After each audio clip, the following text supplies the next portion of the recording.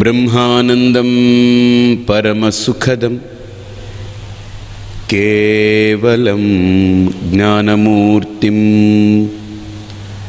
ద్వంద్వాతీతం గగనసదృశం తత్వమస్యాది లక్ష్యం ఏకం నిత్యం విమలమచలం సర్వధీః సాక్షిభూతం భావాతీతం త్రిగుణరహితం సద్గురుం తం నమామి. శ్రీగురుం తం నమామి. ఓం దయానందచరణౌ మనసా స్మరామి, దయానందచరణౌ శిరసా నమామి. సమాజంలో ప్రతి వ్యక్తి, ప్రతి మనస్సున్నటువంటి ప్రతి వ్యక్తి విని ఆచరించదగ్గ అంశాలు. ఇందులో భగవద్గీత అంటే ఇదేదో వేదాలు మంత్రాలు మనకు అర్థం కానివి, ఇదేదో పెద్దది, మంత్రాలకు చింతకాలు రాలుతాయి, భగవద్గీత చదివితే ఏమొస్తుంది అనుకునే వాళ్లకు పెద్ద ఇది గొడ్డలి పెట్టింది ప్రశ్నలకి. భగవద్గీత ఏదో మంత్రాలు కాదు, భగవద్గీత ఏదో మనకు అర్థం కానిది చెప్పి, మనకు అందుబాటులో లేనిది చెప్పి మనకేదో మసిపూసి మారేడికాయ చేసే గ్రంథం కాదు ఇది. ఇదేదో మంత్రాలు, మలయాళ మంత్రాలలాగా ఇదేదో మనకేం మంత్రాలు తంత్రాలు ఏం నేర్పట్లేదు. ఇక్కడ మనల్ని కూర్చోపెట్టుకుని భగవద్గీత మన గురించి మనకు తెరిచిపెట్టి చెప్తుంది. ఇదిగో ఇది గుణాలు, ఇది లక్షణాలు, ఉండవలసినవి ఇవి, ఉండకూడనివి ఇవి, చేయవలసినవి ఇవి, చేయకూడనివి ఇవి, ఆలోచించవలసినవి ఇవి, ఆలోచించకూడనివి ఇవి, అన్నీ మనకు డిస్క్రిప్షన్ కరెక్ట్గా ఇస్తుంది. మనం ఇప్పుడు ఏ కోవలో ఉన్నామో గుర్తించి భగవద్గీత మనల్ని ఏ కోవకి చేరుకోవాలని కోరుకుంటుందో ఆ కోవకి చేరుకునే దానికి ప్రయత్నం చేయడమే మన యొక్క సాధన. అదే మనం చేయవలసినటువంటి ప్రధానమైన కర్తవ్యం. కాబట్టి ఇక్కడ భగవద్గీత అనేటువంటిది ప్రధానమైన ఉద్దేశం. ఈ గీతకి మన మనస్సుని తెరిచిపెట్టి మనతో మాట్లాడుతుంది. రామాయణము, భారతము, భాగవతము, పురాణాలు, ఇతిహాసాలు, కావ్యాలు, నాటకాలు, అలంకారాలు, జ్యోతిష్యము, ఛందస్సు ఇవన్నీ కూడా అపరావిద్యలు. కానీ భగవద్గీత ఒక్కటి పరావిద్య. ఎందుకు పరావిద్య అనంటే, ఇది ఎందుకు పరావిద్య అయిందనంటే, ఈ భగవద్గీత నా గురించి మాట్లాడుతుంది, నన్ను లక్ష్యంగా చేసుకొని మాట్లాడుతుంది. ఈ భగవద్గీతకు విషయం నేనే. అంటే ఇక్కడ కూర్చున్న ప్రతి వ్యక్తి ఈ భగవద్గీతలో ఇది ఓపెన్ చేయగానే వాడి యొక్క స్వరూపమే బయటపడుతూ ఉంటుంది. ఎలా అద్దం ముందుకు వెళితే మన ముఖం మనకు స్పష్టంగా కనిపిస్తుందో అలాగనే ఇక్కడ కూడా ఆ భగవద్గీతను తెరిచిపెట్టుకున్నప్పుడు మన మానసిక భావాలు, మన మనోవైకల్యాలు లేదా మానసికంగా ఎదుగుతున్నటువంటి ఆ పరిణితి, ఆ పరిపక్వత అంశాలన్నీ కూడా ఈ భగవద్గీత ద్వారా మనకు బయటపడతాయి. అందుకని భగవద్గీత 16వ అధ్యాయానికి గొప్ప పేరు పెట్టారు, దైవ అసుర సంపద్ విభాగ యోగము అని. అయితే దైవిక సంపద, ఆసురిక సంపద ఇవి రెండే కాదు ఈ లోకంలో ఉండేది. మానవత్వము, పశుత్వము ఇవి కూడా ఉన్నాయి. దైవత్వము, మానవత్వము, పశుత్వము, రాక్షసత్వము, ఈ order of degrees, the realities. చూడండి, అట్టడుగుది రాక్షసత్వము, దానికంటే కొద్దిగా పైనుండేది పశుత్వము, దానికంటే ఇంకా కొద్దిగా బెటర్ అయినది మానవత్వము, దానికంటే బెస్ట్ అనేటువంటిది దైవత్వం. అంటే ఇప్పుడు మనం ఏ స్థాయిలో ఉన్నామో ఈ భగవద్గీత నేర్పుతుంది. దీనికి సింపుల్గా మీకు 16వ అధ్యాయం గురించి చెప్పాలి అని అంటే, రాక్షసత్వం అంటే ఏంటనంటే, నాకు ఈ ప్రపంచం ఏమైపోయినా పర్లేదు, ఎవడు నాశనమైపోయినా పర్లేదు, నేను బాగుండాలి. ఎవడు తుంగలో తొక్కేసినా పర్లేదు, ఎవడినైనా నేను హ్యాపీగా ఉండాలి, నేను సుఖంగా ఉండాలి, విలాసంగా బ్రతకాలి, కులాసంగా ఉండాలి అనుకునేవాడు రాక్షసుడు. అసలు ఇంకొకరిని పాడు చేసే వీడు బాగుపడదాం అనుకుంటాడు, వాడు రాక్షసుడు. పశు దేన్ని పట్టించుకోదు, తన పనేదో తను చేసుకుంటుంది, పోతుంటుంది. నాకు ఈ లోకంలో కొంతమంది తటస్థిస్తుంటారు, స్వామి నేను ఎవరిని పట్టించుకోను, నా జోలికి ఎవరిని రానివ్వను, నా పని నేను చేసుకుంటూ పోతాను. అబ్బొబ్బో చాలా గొప్పవాడు, వీడు ఎన్నోది 3వ కేటగిరీలో ఉన్నాడనమాట. ఇలాంటి వాళ్ళు ఉంటారు కొంతమంది. కానీ వాళ్ళు ఏంటి, రాక్షసత్వానికి వెళ్ళరు, కానీ పశుత్వం. ఆవు చూడండి మనల్ని ఏం పట్టించుకోదు, మనం దాన్ని ఊరికినే కలిపెడితే అంటుంది ఒకసారి అంతే, మళ్ళీ దాని దారిలోకి వెళ్ళిపోతుంటుంది. అది మనల్ని పట్టించుకోదు, మనల్ని కావాలని వచ్చి కుమ్మాలనుకోదు, పొడవాలనుకోదు. దాని దారిలో అది పోతూ ఉంటుంది, గడ్డి మేస్తూ అలా పోతూ ఉంటుంది. కుక్క చూడండి, ఇలా తోక పైకెత్తి ఏదో ప్రపంచం అంతా దాని మీద నడిచిపోతుందేమో, ఒబామా ఇప్పుడు దాన్ని పిలిచి ఏదో పెద్ద డిస్కషన్ చేయబోతున్నాడేమో అని పెద్ద దానికి హడావుడిగా తోక పైకెత్తి పరుగులు తీస్తూ ఉంటుంది. కానీ దానికి ఏం ఉండదండి, ఏం ఉండదు దానికి పట్టింపు, లోపల ఏం ఉండదు. ఏవో ఏ కుక్కలు ఉన్నాయో ఏమిటో చూసుకుని అలా పోతూ ఉంటుంది అంతే. అది ఏదో పెద్ద దీనికి ఏదో ఓడపొడి చేసినట్టు పరుగులు తీస్తుంటుంది. ఇటు చూసి అటు చూసి తోక పైకెత్తి కొంతసేపు ఆగి అలా చూసి ఇక్కడ వాసన చూసి, ఆ వాసన చూసిందంటే అర్థం చేసుకుంటే అది ఏదో చెయ్యాలని, గందరగోళం చేయాలని అంతే. కాబట్టి పశువుకి ఇంకొక దాంతో సంబంధం ఉండదు, ఇంకొక దాన్ని హింసించదు, ఇంకో దాన్ని జోలికి వెళ్ళదు. దాని పని అది చేసుకుంటుంది, పోతుంటుంది అంతే. అకారణంగా ఉండదు. మానవత్వం ఏం తెలుసండి? నేను బ్రతకాలి, వాడు బ్రతకాలి. నేను అన్నం తింటుంటే నా కడుపు నిండితే నాకు ఎంత ఆనందంగా ఉంటుంది, ఒక రుచికరమైన పదార్థం నేను తింటే నాకు ఎంత హ్యాపీగా ఉంటుంది. అలాగని ఏమీ లేనివాడు ఎండకు ఎండి పాపం వాడు ఏదో ఇంత అన్నం, పాచిపోయిన అన్నం పెట్టుకుని మజ్జిగ తింటుంటే తట్టుకోలేడు వీడు. ఇది మానవత్వం. కరుగుతుంది మనస్సు. పాపం వాడికి ఎవరున్నారు, నాకేంటి చక్కగా కూర పప్పు పచ్చడి అన్నీ పెట్టుకు తింటున్నా, నేను హాయిగా తిని మామిడి పండు తింటున్నాను, పడుకుంటున్నాను, వాడు చూడు పాపం ఏమీ లేదు. ఇది మానవత్వం. అవతల వాడు చూడని. ఇది ఆవుకుండదు, కుక్కకుండదు. ఇది మానవత్వం. అంటే తన గురించి తను ఆలోచిస్తూ ఉన్నప్పటికీ, తనకు కావలసింది తను సమకూర్చుకుంటున్నప్పటికీ, తనతోటి వాళ్ళకి, పక్క వాళ్ళకి, ఎదురుగా ఉండి బాధపడే వాళ్ళ గురించి ఆలోచించే సులక్షణం మానవ లక్షణం. అది లేదనుకోండి, వాడు మానవుడిగా ఉండడం వ్యర్థం ఈ లోకంలో. నేను మనిషిని, నేను చాలా గొప్పవాడిని, సూటు బూటు వేసుకున్నా, లేదు 50,000 రూపాయలు చీర కట్టుకున్నా, లేదు 25,000 రూపాయలు సూటు వేసుకున్నా, అటువంటి మానవత్వం లేకపోతే, లోపల మానవత్వం లేకపోతే బయట ఎంత డ్రెస్ చేసుకున్నా, ఏ హంగులు ఆర్భాటాలున్నా, దట్ ఈజ్ నాట్ హ్యుమానిటీ. అది మానవత్వం కాదు. ఇది కనీసపు మానవత్వం నేను చెప్పేది, ఇంకా చాలా ఉన్నాయి. ఇక దైవత్వం అంటే తన గురించి తాను ఆలోచించుకోదు, ఇతరుల గురించే చేస్తూ ఉంటుంది. మీకు రైట్ ఎగ్జాంపుల్ చెప్తాను. హిందువులు ఎంత గొప్ప మేధావులో, ఎంత గొప్ప ప్రతిభావంతులో మీకు దీంట్లోనే చూపిస్తాను. ఇక్కడ మనకు రాక్షసుడికి గుడి లేదు, పశువులకి గుడి లేదు, మనుష్యులకి గుడి లేదు. కానీ చూడండి, చెట్టునికి పసుపు రాసి బొట్టు పెట్టి దానికి ప్రదక్షిణం చేస్తాం. ఎందుకు తెలుసా అండి? చెట్టు దైవం. తన గురించి తను బ్రతకదు. ఎవడైతే వెళ్ళి దాని దగ్గర సేద తీరుతాడో దాని గురించి బ్రతుకుతుంది. మనకు పళ్ళు ఇస్తుంది, మనకు ఆకులు ఇస్తుంది, మనకు కొమ్మలు ఇస్తుంది. ఇంకా కావాల్సింటే మాను కూడా పట్టుకెళ్ళి నరుక్కుని హాయిగా అన్నం వండి తిను, నువ్వు సుఖంగా ఉండంటుంది. మనల్ని ఏమి హింసించదు, మనల్ని తిట్టదు, మనల్ని కొట్టదు.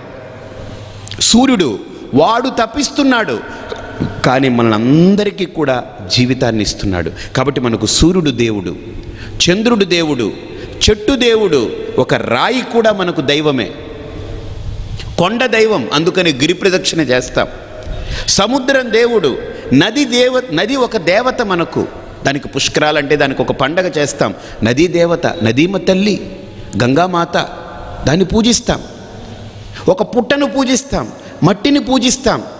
బాగా ఆలోచించండి. అంటే హిందువులు మట్టిని ఎందుకు పూజిస్తున్నారు, చెట్టుని ఎందుకు పూజిస్తున్నారు అని అంటే అవన్నీ దేవతా స్వరూపాలండి. ఇదిగో దైవిక లక్షణాలు ఉన్నాయి. భూమి, మనం విత్తనాలు పడేస్తామా తినేసి, ఆ విత్తనాన్ని భూమి ఏమన్నా తింటుందా? తినదు. ఆ విత్తనాన్ని తీసుకొని మనకు మంచి ఫలాల్ని అందించే చెట్టుని తయారు చేస్తుంది. అదేమి తినదు ఆ విత్తనాన్ని. భూమికి మన దగ్గర నుండి ఏం అక్కర్లేదు, అదే మనకు అన్నిటినీ సమకూరుస్తుంది. కాబట్టి అది భూమాత. మన దగ్గర నుండి ఏం తినదు. ఆలోచించండి. నది మనం పూజిస్తాం, చెట్టును పూజిస్తాం. కారణం ఇవన్నీ దేవతా స్వరూపాలు. అందుకనే వృక్షాణాం పతయే నమః. వృక్షానికి నా నమస్కారం, నదికి నా నమస్కారం, నీళ్లకు నమస్కారం, కనిపించే సూర్యుడికి నమస్కారం, చంద్రుడికి నమస్కారం, నక్షత్రాలకి నమస్కారం. ఎందుకు? అవన్నీ కూడా మన గురించి బ్రతుకుతూ ఉన్నాయి. వాటికి ఏమీ ఆ బ్రతుకు దిశానిర్దేశం ఏం లేవు. అవన్నీ దేవతలే మనకు. కాబట్టి ఇక్కడ ఆ కేటగరైజేషన్ చూడండి 16వ అధ్యాయంలో దైవత్వము, మానవత్వము, పశుత్వము, రాక్షసత్వము. మనం ఈరోజు ఏ తత్వంలో ఉన్నామో ఆలోచించుకోవచ్చు. దైవత్వానికి రాక్షసత్వానికి ఎంత భిన్న విరుద్ధం చూడండి. దైవత్వం ఏంటి? తన గురించి తాను బ్రతకదు, తనంతా ఇతరులకే, ఇతరమైన వాటికి అంకితమే బ్రతుకుతుంది, సాక్రిఫైస్ చేస్తుంది, త్యాగం. కానీ రాక్షసుడు తన కోసమే బ్రతుకుతాడు, తన గురించి ఎన్నింటినైనా బలి తీసుకుంటాడంతే. కాబట్టి అంత భిన్న విరుద్ధత ఉంది. ఈ దైవత్వానికి రాక్షసత్వానికి మధ్యలో మానవత్వాన్ని, పశుత్వాన్ని పెట్టారు. పశుత్వము దేన్ని పట్టించుకోదు, తనేదో తన బతుకుతుంది. కానీ మనిషి తనను పట్టించుకుంటూ ఇతరులను కూడా పట్టించుకుంటుంటాడు. కాబట్టి ఇవి రెండింటినీ మధ్యలో పెట్టారు. అందుకని మధ్యలో ఉండేది పెద్ద ప్రధానమైన అంశం కాదు. కాబట్టి పూర్వ అపరాల్ని తీసుకొని 16వ అధ్యాయంలో దీని మీద విచారణ చేయిస్తారనమాట. దైవిక గుణాలు ఎలా ఉంటాయి, ఆసురిక గుణాలు ఎలా ఉంటాయి. కాబట్టి మనకు పురాణాల్లో కూడా దేవతలు, రాక్షసులు ఉన్నారు. బాగా ఆలోచించండి. రామాయణంలో కూడా రాముడు, రావణుడు, భాగవతంలో కూడా కృష్ణుడు, కంసుడు. అలాగనే పురాణాల్లో దేవతలు, దానవులు కదా. అలాగనే మీరు క్రిస్టియన్ థియాలజీ తీసుకోండి. ఆ క్రిస్టియన్ థియాలజీలో కూడా ప్రభు ఉంటాడు, సైతాన్ ఉంటుంది. మహమ్మదీయులు చూడండి, అల్లా ఉంటాడు, ఇబ్లీస్ ఉంటారు. వాళ్ళకి ఇబ్లీస్ అంటే అదొక రాక్షసత్వం, అదొక అసురత్వం, అదొక శైతాన్ లాంటిది. అల్లా దేవుడు, ఇబ్లీస్ దెయ్యం. ప్రభువు గొప్పవాడు, సైతాన్ దుర్మార్గమైంది క్రైస్తవులకి. దేవతలు ఉన్నారు హిందువులకి, రాక్షసులు ఉన్నారు హిందువుల యొక్క పురాణాల్లో. రామాయణంలో రాముడున్నాడు, రావణుడున్నాడు, కృష్ణుడున్నాడు, కంసుడున్నాడు, బుద్ధుడున్నాడు బౌద్ధులకి దైవంతో సమానం. మారుడున్నాడు, అంగుళిమారుడు, వాడు రాక్షసుడితో సమానం. కాబట్టి ఇలాగ ఏ మతాన్ని తీసుకున్నా దైవము అసురము, దైవము అసురము, దైవము అసురము, ఈ విభజన జరిగింది. అందుకనే శ్రీకృష్ణ పరమాత్మ కూడా ఈ అధ్యాయానికి దైవ అసుర సంపద్ విభాగ యోగమని ఆ చక్కటి విభజన తీసుకొచ్చి పెట్టారు.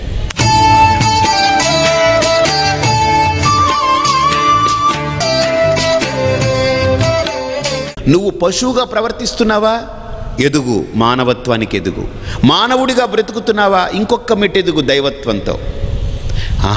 అయితే స్వామీజీ దైవత్వంతో బ్రతికితే మనకి ఏమిటి వస్తుంది, ఏమిటి కాదు.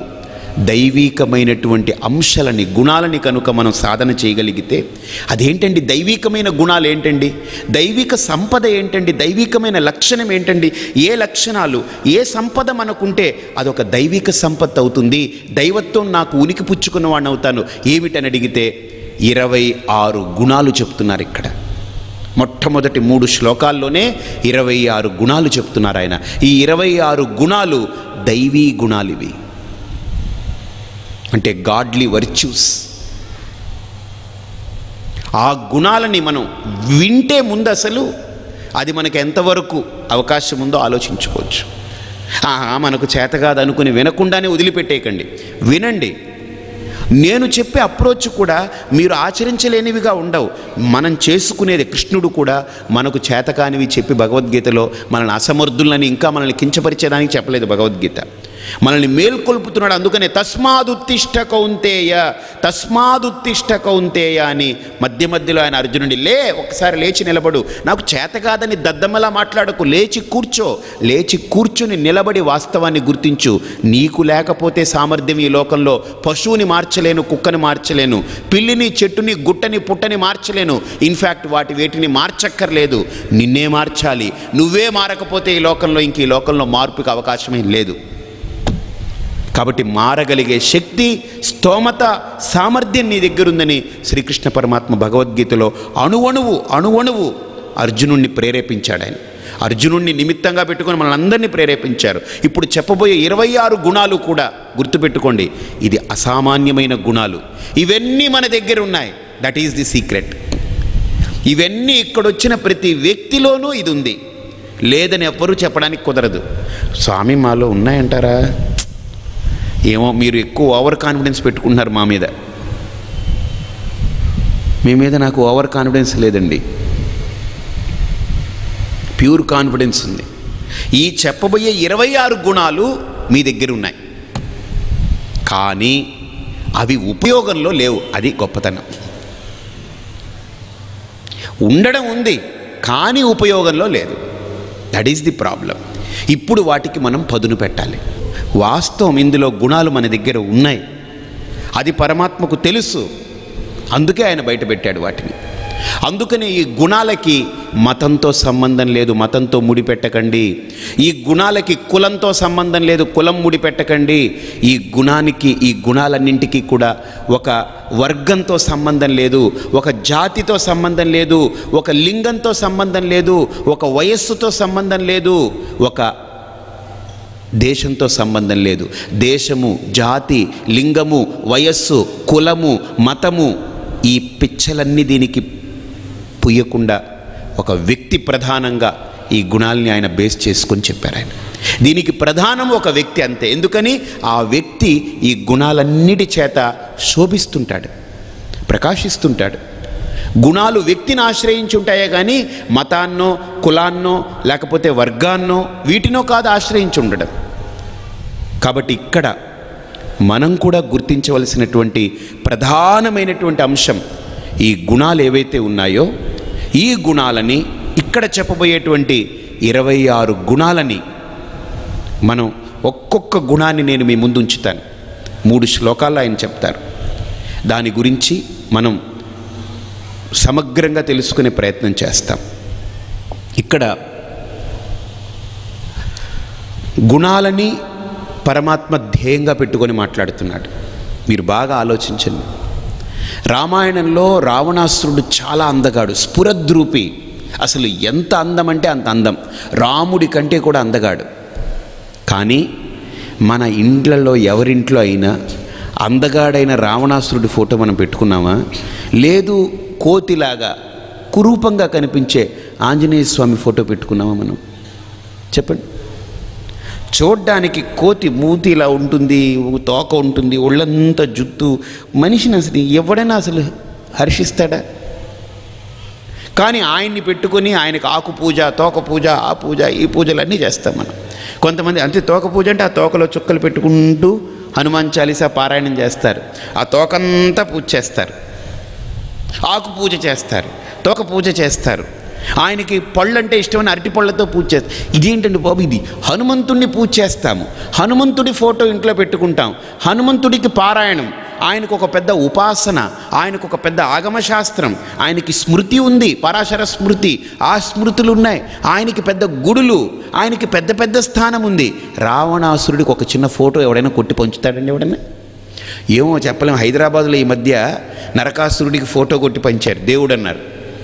మహిషాసురుడు దేవుడు అన్నాడు. వీళ్ళు దుంపలు, వీళ్ళకి రావణాసురుడు కూడా నెక్స్ట్ వస్తాడు ఈసారి ఎప్పుడో ఒకప్పుడు.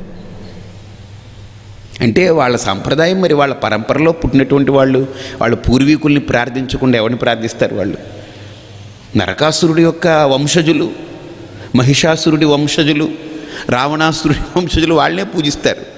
వాళ్ళు పూజించుకుని ఇంకోళ్ళు ఎవరన్నా పూజిస్తారా? మళ్ళీ ప్రతిపక్షం ప్రాబ్లం వస్తుంది. కాబట్టి మీరు బాగా ఆలోచించండి. అందగాడైన రావణాసురుని మనం పూజించాం, కురూపంగా ఉన్నా, చూడ్డానికి అసలు మానవుడే కాదు, వానరుడు, ఆయన్ని పూజిస్తున్నాం. కారణం అక్కడ రావణాసురుడు అందగాడని భౌతికంగా చూసి కాదు, గుణప్రధానం, రూపప్రధానం కాదు. కాబట్టి ఇక్కడ కూడా శ్రీకృష్ణ పరమాత్మ గుణప్రధానంగా ఈ 16వ అధ్యాయం నడుస్తుంది. ఆ గుణాలని విభజించి దైవీ, ఆసురీయం అనేటువంటి గుణాల ద్వారా దాన్ని విభజించి మనకు చూపుతున్నారు. ఒక్కసారి నాతో పాటు చెప్పండి. ఓం శ్రీకృష్ణ పరబ్రహ్మణే నమః. శ్రీమద్భగవద్గీత అథ షోడశోऽధ్యాయః. దైవాసుర సంపద్విభాగయోగః. శ్రీభగవానువాచ అభయం సత్వసంశుద్ధిః జ్ఞానయోగవ్యవస్థితిః దానం దమశ్చ యజ్ఞశ్చ స్వాధ్యాయస్తప ఆర్జవం. ఇక్కడ ఈ 16వ అధ్యాయమే ఒక చక్కటి అధ్యాయం. ఈ 16వ అధ్యాయాన్ని ఎందుకు చక్కటి అధ్యాయం అన్నారు అని అంటే, ఈ 16వ అధ్యాయంలో మనకు 15వ అధ్యాయం యొక్క శేషం అన్నమాట, దాని కంటిన్యూయేషన్. యాక్చువల్గా భగవద్గీత 15వ అధ్యాయంతో పూర్తి అయిపోయింది. చెప్పవలసినంత చెప్పేశాడు ఆయన.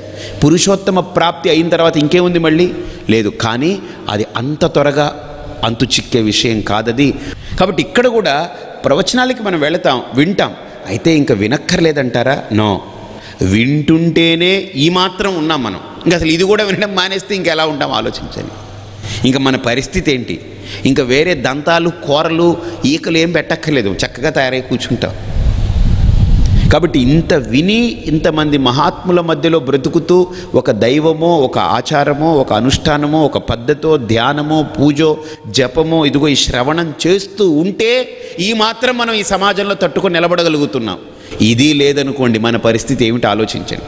ఇక్కడ మనం ఆలోచించేటువంటి అంశం గుణాల ప్రధానంగా తీసుకుని ఈ మొత్తం సాగుతుంది అధ్యాయం. దైవిక గుణం, ఆసురిక గుణం, దైవిక గుణం, ఆసురిక గుణం. అందులో ఈ అధ్యాయం యొక్క గొప్పతనం ఏంటనంటే, మీరు చూడండి, ప్రారంభమే శ్రీ భగవానువాచ. మామూలుగా అధ్యాయాల్లో అర్జునుడు ప్రశ్న వేస్తాడు, అర్జున ఉవాచ, అది ప్రశ్న వేస్తాడు ఆయన. కానీ ఇక్కడ అర్జునుడికి అవకాశం ఇవ్వకుండా పరమాత్ముడే మొదలుపెట్టాడు. ఎందుకని? అర్జునుడు అడగడం అక్కర్లేకుండా 15వ అధ్యాయం కంటిన్యూయేషన్ కనుక దాన్ని అలాగా తీసుకొచ్చి ఈ గుణాలు ఉంటే పురుషోత్తమ ప్రాప్తి. ఆ పురుషోత్తమ ప్రాప్తి అంటే ఏ వ్యక్తి అయితే ఒక మహోన్నతమైనటువంటి పరాకాష్ఠ స్థితికి చేరుకుంటే అతడు పురుషోత్తముడని గుర్తిస్తాడో, లేదా ఉత్తుత్త పురుషుడిగా బ్రతికి ఉత్తుత్త మానవుడిగా పుట్టి లోకంలో ఒక కేవలం మనిషిగా పుట్టి ఒక పురుషుడిగా ఈ లోకంలో బ్రతికి చచ్చి మళ్ళీ పునరపి జననం పునరపి మరణం దాన్ని కోరుకుంటాడో వాడు కాదు. ఉత్తమ పురుషుడై పురుషోత్తమ ప్రాప్తిని పొందడానికి ఏ మార్గాల్ని అవలంబించాలో, ఆ ఉత్తమత్వం దేనివల్ల లభిస్తుంది, ఆ పరాకాష్ఠ, ఆ పరోన్నతమైనటువంటి పరమోత్కృష్టమైన స్థితి దేనివల్ల లభిస్తుందో దాని గురించి ఇక్కడ 16వ అధ్యాయంలో డీల్ చేస్తారని చెబుతూ ఆయన మొట్టమొదట అంటారు శ్రీ భగవానువాచ.